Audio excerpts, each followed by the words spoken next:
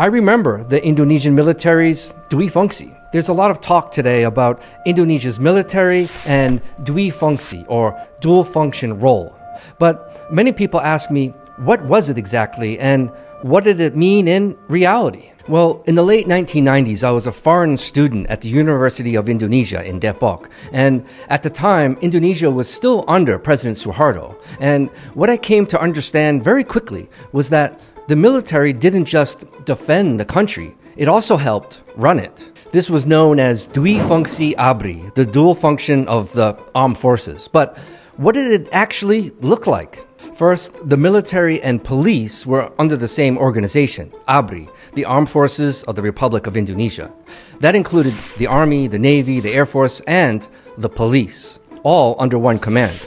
This blurred the line between law enforcement and military operations, and both were involved in civilian life. Second, the military had reserved unelected seats in parliament. And in 1997, ABRI held around 15% of the seats in DPR, Indonesia's legislative body, and around 7.5% in MPR, which at the time was the highest institution and elected the president. These seats weren't voted on, they were reserved for the armed forces. Third, military officers held top positions in the government, governors, mayors, and regents, and they were in Suharto's cabinet too. For example, the head of ABRI was also the Minister of Defense. So he would literally change from his army uniform in one meeting into a batik shirt for cabinet meetings. And it was common to see high-ranking officers leading civilian administrations, especially in strategic provinces. Fourth, the military ran their own businesses, and I mean big ones. Logistics, plantations, and mining. ABRI had stakes in all of it, and it was involved in the National Food Agency Bulog, in state-owned enterprises, and informal networks outside of the official budget. These profits weren't just bonuses, they were essential. The government reportedly covered only 20 to 30% of the military's budget. The rest came from off-budget income through their own businesses. Fifth, the military played a role in elections and political oversight. Even though Indonesia had political parties, the military saw itself as above politics, the guardian of national unity. That gave it broad powers to monitor and, at times, suppress political activity. So, how did the military get so much power? The idea of Dwifungsi began in the 1950s under President Sukarno during a time of rebellion and instability. General Nasution proposed a so-called middle way. The military would defend the country and help manage its political system. The military said it was needed to keep the nation united, especially when political parties were seen as divisive. Under Suharto, starting in the late 1960s, Dwifungsi became law. Suharto relied heavily on the military to maintain power and, in return, was given broad authority across civilian life. That system lasted 30 years. So by the time I was studying in Indonesia, this was how things worked. Generals in civilian roles, ABRI in government, business, and in daily life.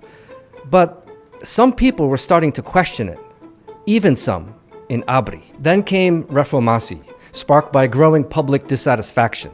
And after Suharto resigned in 1998, Indonesia began a period of major reform. And one of the most surprising changes? Ending Dwifungsi. People didn't think the military would give up power so easily, but the change came faster than expected. In 1999, ABRI was officially split. The police became their own civil institution, the National Police. The military was ordered to focus only on defense and step away from politics and business. And by 2000, the military began pulling out of politics. And by 2004, it had given up its seats in parliament, something that was once felt unthinkable. Military-run businesses were gradually divested or brought under government control, and the defense budget was increased.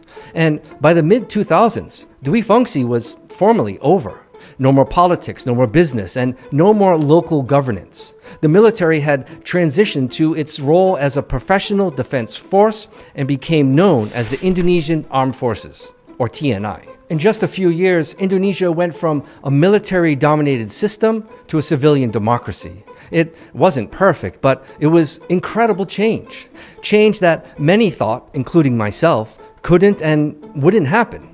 For anyone watching Indonesia today, especially with the new debates about civil military roles, it's important to understand this history. Because when you hear some Indonesians say, "We don't want to go back to Dwifungsi," this is what they mean.